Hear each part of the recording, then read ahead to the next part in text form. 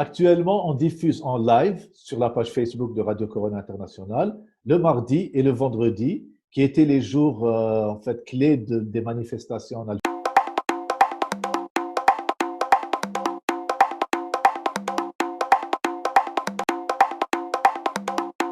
Bonjour Abdullah Benadouda, donc vous êtes l'un des créateurs ou le créateur de Radio Corona International.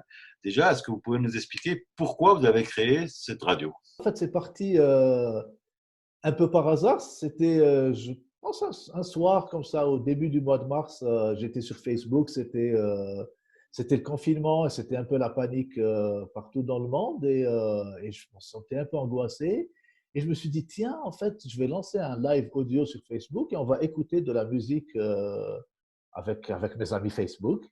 Du coup, j'ai lancé la chose, j'ai mis un peu de musique et tout de suite, j'ai vu qu'il y avait beaucoup d'interactions. On était quelques centaines à parler, à échanger, à se dire, ah, mais moi, je veux bien écouter cette musique, etc. Comme si, en fait, on était dans un salon avec des potes en train d'écouter de la musique ensemble. Et voilà, à un moment donné, il y a eu une petite lumière qui s'est allumée comme ça, sur une petite lampe qui s'est allumée sur le côté. Je me suis dit, tiens, ça serait bien qu'on rajoute un peu en fait, du son, de la parole, des chroniques, des podcasts, inviter des gens à s'exprimer. Et 3 jours après, on a lancé le premier numéro de Radio Corona International, toujours avec un peu de musique, un peu d'humour, de la culture, de la politique, quelques chroniqueurs, et ça a tout de suite pris. Pourquoi avoir choisi ce nom? Bah, c'était un peu parce que à ce moment-là, on parlait que de ça. Et je me suis dit, tiens, on va créer en fait une radio du confinement, une radio pour être ensemble alors qu'on ne l'est pas. Et je me suis dit, tiens, on va l'appeler Radio Corona International parce que moi, je suis aux États-Unis. Une partie des chroniqueurs sont à Alger, d'autres sont au Québec, d'autres à Paris, d'autres à Doha. Et je me suis dit, qu'est-ce qu'il y a de plus international que ce concept en fait? Justement, alors ça a demandé des moyens justement pour lancer cette radio. Dans la tête des autorités algériennes, je pense qu'ils s'imaginent qu'il y a des studios financés par la CIA ou autre chose. En fait, non, il n'y a rien. Il y a une connexion Internet, un téléphone. Voilà. Et c'est tout. C'est tout. Et c'est pour ça que je me dis, en fait, avec les nouvelles technologies, avec un peu d'idées, on peut rien faire. Rien ne peut plus être censuré, en fait. C'est juste un téléphone. C'est tout, le micro du téléphone et, et de l'intelligence des gens avec lesquels je travaille, quoi. Vous êtes justement combien justement à participer à cette radio Corona International? On est maintenant une douzaine.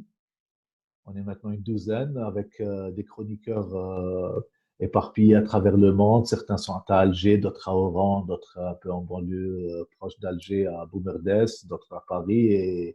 Mais en fait, ça n'a pas vraiment d'importance parce qu'on partage tous, je pense, la même culture, la même idée, la même soif de transmettre les choses et de dire les choses. Et c'est super, oui, on se retrouve disséminés à travers le monde, mais ensemble et réfléchissant de la même manière.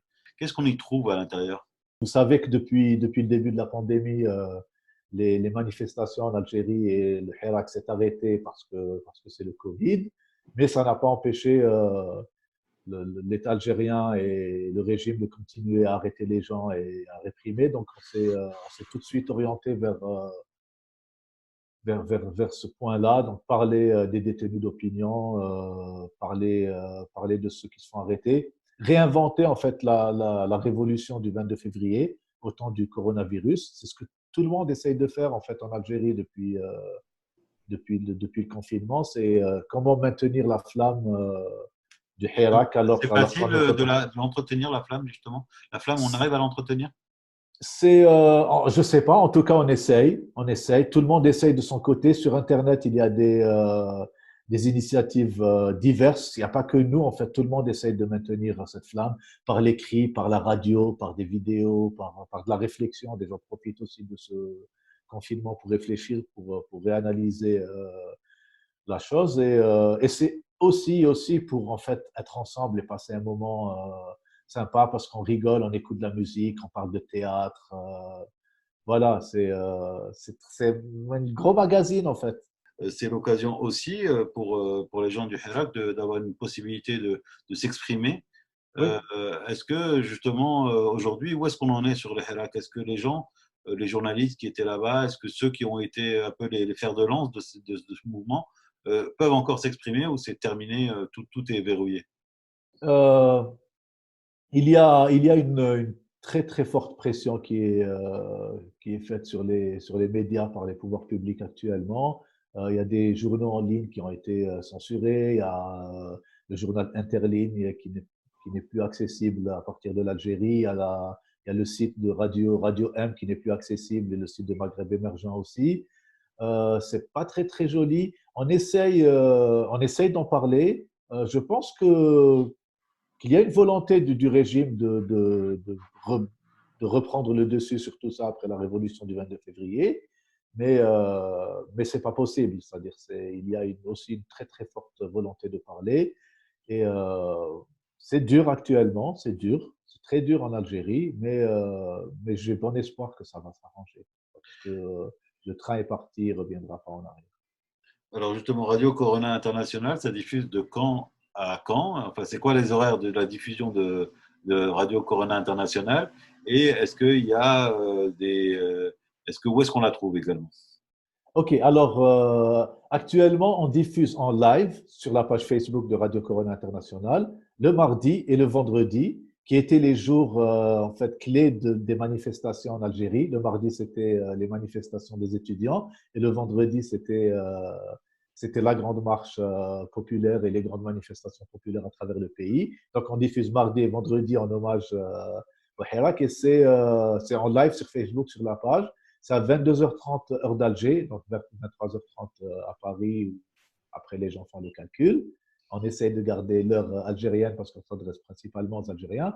Et, euh, et c'est aussi sur SoundCloud parce qu'on a un podcast tout. Donc ceux qui ont raté l'émission peuvent le retrouver sur l'application SoundCloud qui est cool. Juste mon avant-dernière question, parce que souvent on va vous la poser. Est-ce que vous gagnez de l'argent avec ça?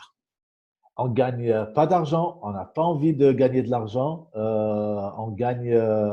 On a beaucoup de plaisir à le faire, donc on est rémunéré comme ça. Les chroniqueurs sont très contents de le faire. En fait une, une occasion de parler, de s'exprimer, de s'adresser à ses compatriotes. Non, il n'y a aucun argent, ça coûte rien. Ça coûte un peu de temps et ça rapporte beaucoup, beaucoup de plaisir. Et c'est beaucoup plus important que le fric.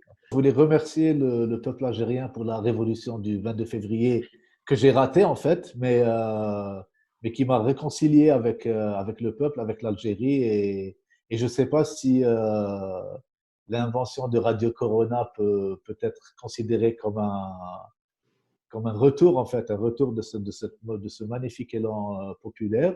Voilà, donc merci au peuple algérien d'avoir réalisé le rêve de tous ceux qui n'ont pas pu le faire avant, quoi. Il y avait une pancarte lors des marches des étudiants à Alger, c'était une jeune fille magnifique qui portait une affiche et qui disait nous, on a 20 ans, vous en avez 80, nous, on a le temps.